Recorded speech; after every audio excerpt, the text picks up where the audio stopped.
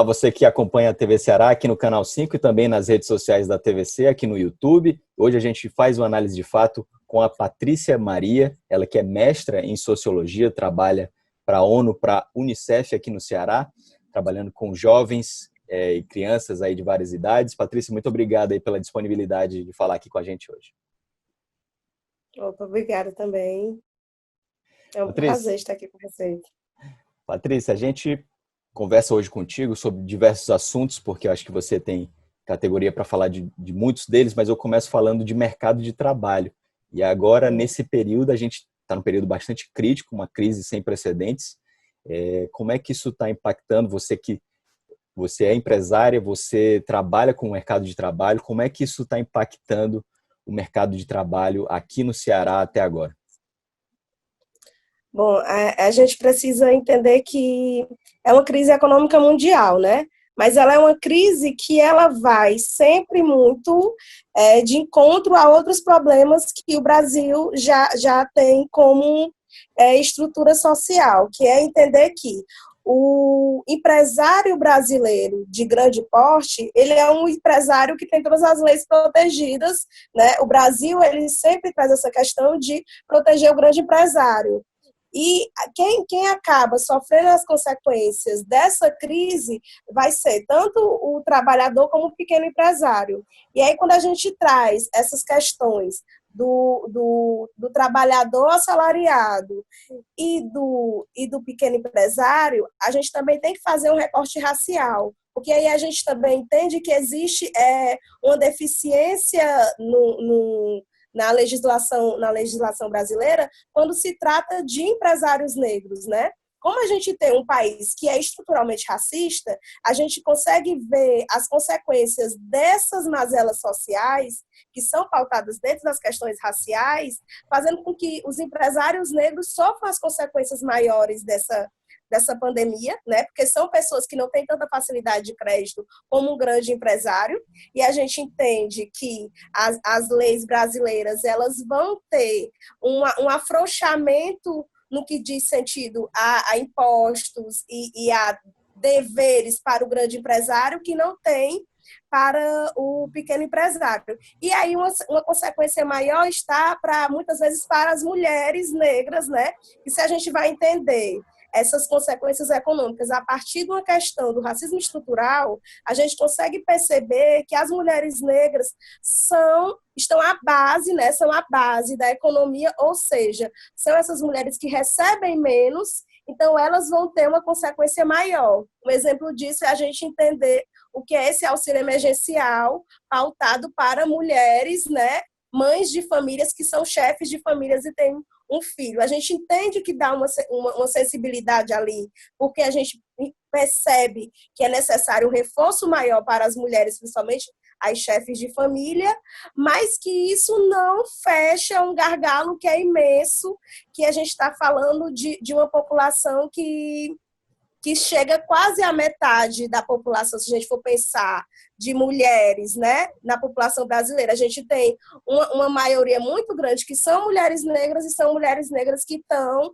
dentro de uma linha de pobreza, né? Então, isso tudo a gente precisa pensar quando a gente vai pensar no retrato social brasileiro e trazer essas consequências econômicas para ele. E a gente tem casos aí do auxílio emergencial de mulheres negras que são chefes de família e que não conseguiram pegar o auxílio dobrado por conta que o companheiro ainda assumiu essa metade do auxílio, né? E como é que você vê essa situação aí das mulheres negras ainda mais desamparadas nesse momento? Bom, eu falei de uma das pirâmides, né? De uma tríade que estrutura o Brasil, se a gente for pensar, que está dentro do racismo estrutural, está dentro do patriarcado e está dentro de uma lógica de corrupção, porque não é de hoje que a gente fala de corrupção no Brasil. Assim, a política no Brasil ela é feita de uma forma totalmente antidemocrática, se a gente vai pensar dentro do que é a estrutura brasileira. Então, quando a gente está falando de patriarcado, Aí a gente consegue entender o que são também a violência que está acontecendo com mulheres dentro do processo de quarentena, assim, que já acontece amplamente, e a discussão bem maior se a gente passa para dentro de um processo, né, de racialização, né, se a gente vai discutir as questões de mulheres negras e mulheres brancas.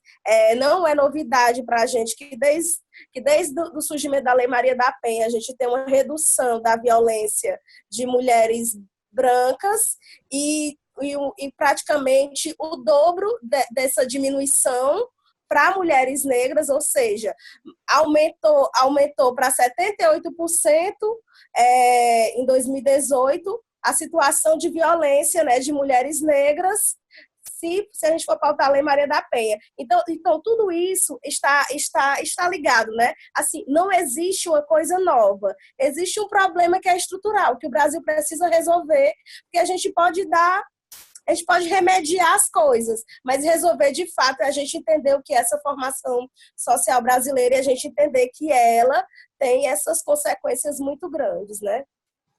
Eu ia te perguntar, começar a falar justamente disso, como é que a gente começa a mudar esse racismo estrutural, né? A gente teve agora o estopim de protestos no mundo inteiro aí com o caso do George Floyd, que morreu nas mãos da polícia da cidade de Minneapolis, e agora esses protestos espalhando para o mundo inteiro, e aqui no Brasil não foi diferente. A gente teve casos durante esse protesto do Black Lives Matter, né? Vidas pretas importam, que foi o caso do menino negro de Recife que caiu do 9º andar por falta de cuidado da patroa, da empregada dela, da doméstica dela que estava passeando com os cachorros. A gente teve o caso do menino João Pedro, o João Vitor.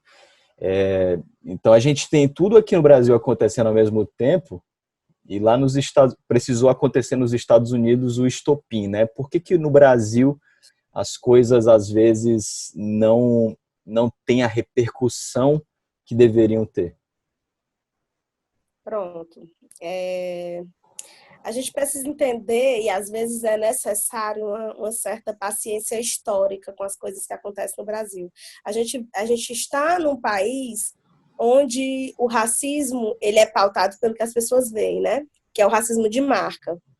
Não é a mesma concepção de racismo que a gente tem nos Estados Unidos, que a gente tem a ideia da gota de sangue, né? Se a gente tem uma gota de sangue, a gente tem um pertence sobre essa identidade negra. Aqui no Brasil, a gente tem uma negação em diversas regiões sobre a presença e a contribuição da população negra na formação brasileira. E aí a gente tem 400 anos de escravidão e um país que não trabalhou de nenhuma forma processos de reparação.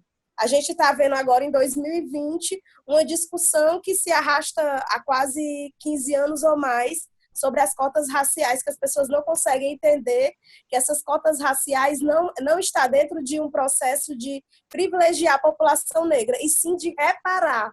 Então, assim, é necessário paciência histórica para que essa população consiga entender o que é uma reparação histórica.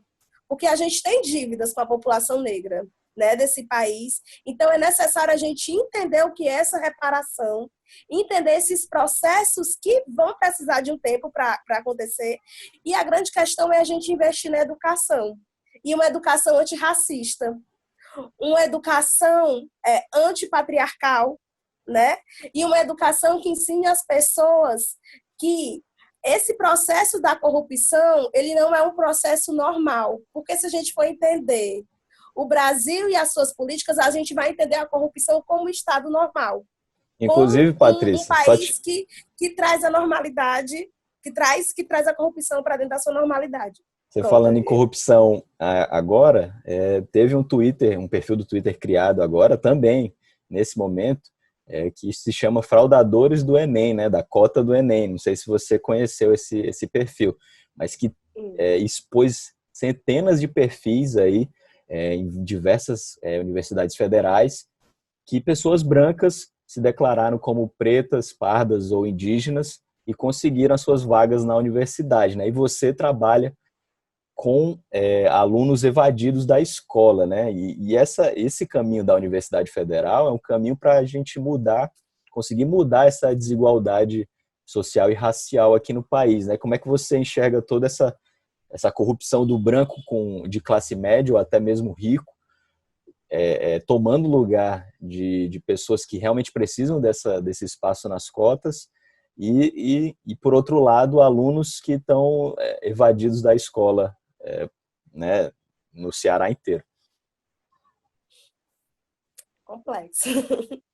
É porque a gente precisa entender que para a gente ter um processo antirracista acontecendo, a gente não precisa apenas ter uma conscientização e uma população negra lutando para que esse antirracismo aconteça. A gente precisa também ter uma conscientização que a população branca, por isso que o racismo ele é uma discussão que precisa ser levada para ampliar a sociedade em si, né? Tanto pessoas brancas como pessoas negras precisam discutir o que seria a questão antirracista. Então, assim, se a gente vai falar de privilégios, e aí se a gente entende as cotas como privilégio, a gente vai entender que uma parcela da população, que é essa parcela branca, que nunca passou, que nunca viveu o que era mobilidade social, elas não vão querer sair de onde elas estão para serem rebaixadas, né? Porque a mobilidade social no Brasil nunca existiu. A população preta continua sendo a população mais pobre, assim como a população branca continua sendo a população de classe média e a população mais rica. Então, essa mudança estrutural nunca aconteceu. Então, assim, é natural, se a gente está falando de um país que entende como normalidade a corrupção, então por isso que eu falo que é normal, você ter situações de pessoas brancas fraudando cotas raciais. Fora que a gente ainda tem uma questão que é pouco discutida, que é a questão da identidade também, né? Aqui no Brasil, a gente tenta ocultar muitas vezes, se a gente vai falar de Ceará, principalmente, que a gente cresceu e se deu como pessoas dentro do Ceará, como que aqui não tivesse negro, né? Mesmo a gente tendo uma cultura da abolição exaltada em todos os lugares do Ceará, a gente tem uma discussão que não existiu negros discutindo questões raciais aqui. Então, por isso que é tão importante a gente também estar em lugares de mídias para falar sobre isso, né? Que existiu e que existe uma contribuição da população negra na formação do Estado cearense. Então, mas aí voltando, a gente precisa discutir a educação, a educação identitária, ou seja, reforçar o processo de identidade. Então, dizer quem é que é negro no Brasil e como é que essa população negra se forma aqui no Brasil, a partir de um processo de você rebuscar também o que é essa ideia da miscigenação, que essa miscigenação muitas vezes foi colocado como um ideal branco. Então, tudo isso diminui a discussão sobre identidade. Então, quando a gente vê as questões das fraudes dentro do Enem, a partir das cotas, a gente precisa ser levado em consideração essas duas questões. A corrupção como normalidade e a questão da identidade, né, racial, que precisa ser debatida mais, né, dentro do Brasil e dentro do nosso estado também. Patrícia, outra forma de que os pretos estão tendo para realmente mudar aí a sua realidade é a questão do empreendedorismo, né? Eu estava buscando aqui uns dados de que entre 2003 e 2013 o número de pretos empresários cresceu 30 vezes mais do que o número de brancos e hoje, segundo os dados do Sebrae ainda, em 2019, 51% dos empresários no Brasil são negros. Como é que você vê essa situação dos negros buscarem o empreendedorismo para ter uma vida melhor, né? Pronto, vamos lá.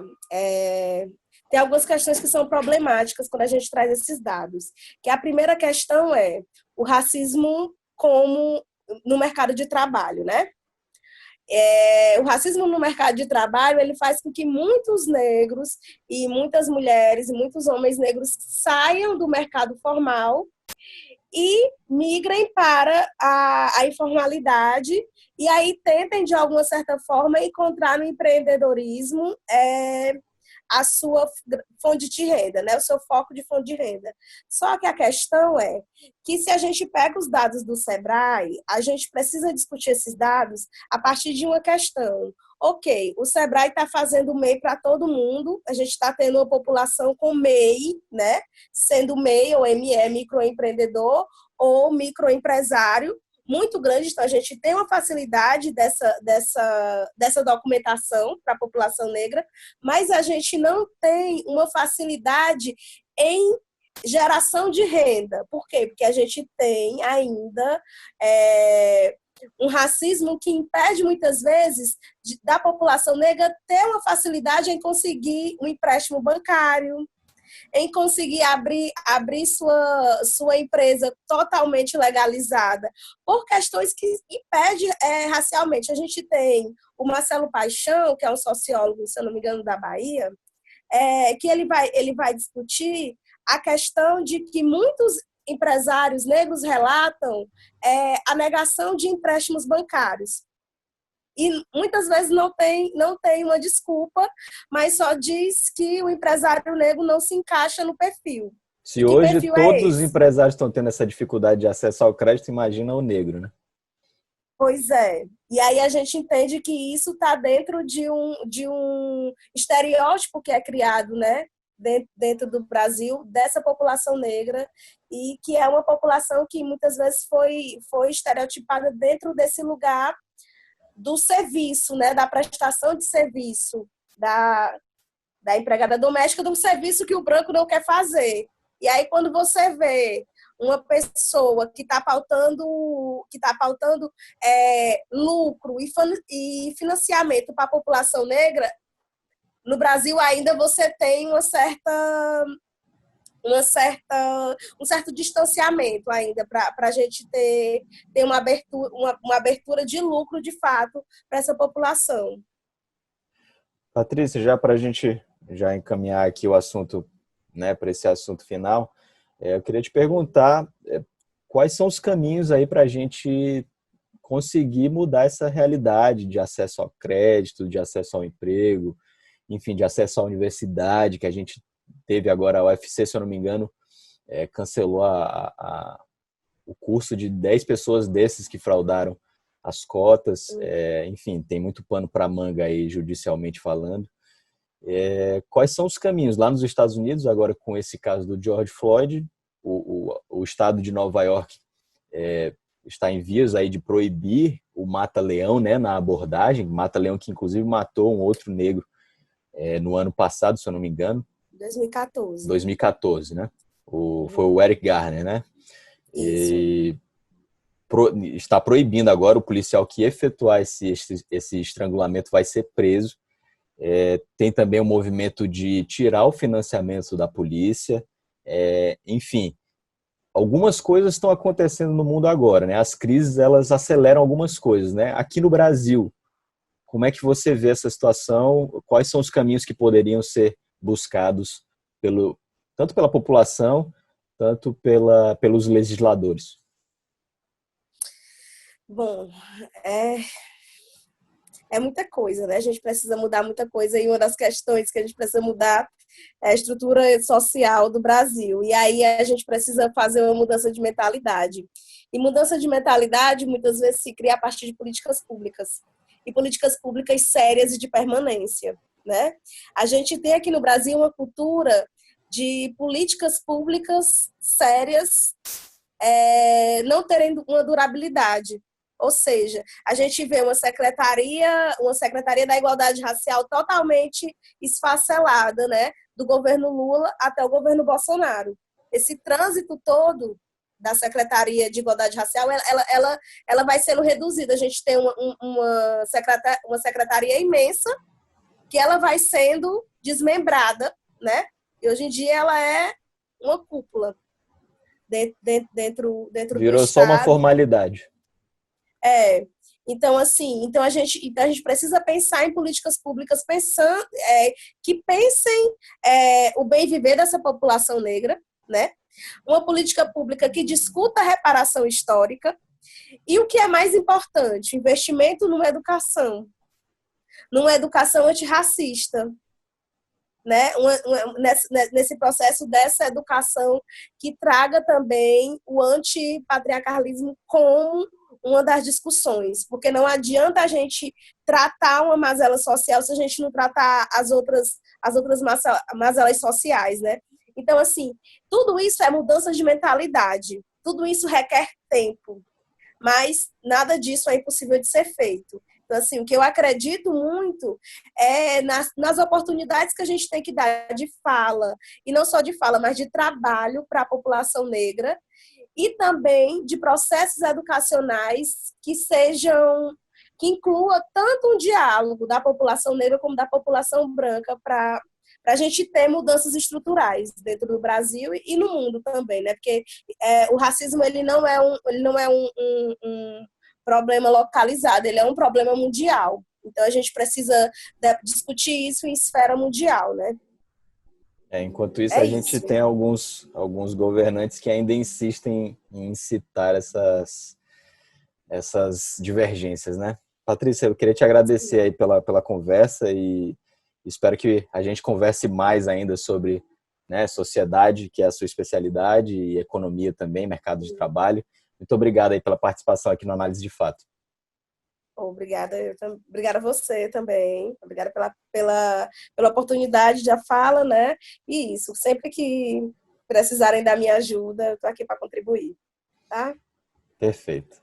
Obrigado você também que acompanhou. Espero que tenha gostado dessa conversa aqui no Análise de Fato. Na próxima quinta-feira, a gente volta aqui na tela da TVC, no canal 5, também no YouTube e também nos podcasts da TVC, no Apple, Deezer e também no Spotify. Um abraço e até lá.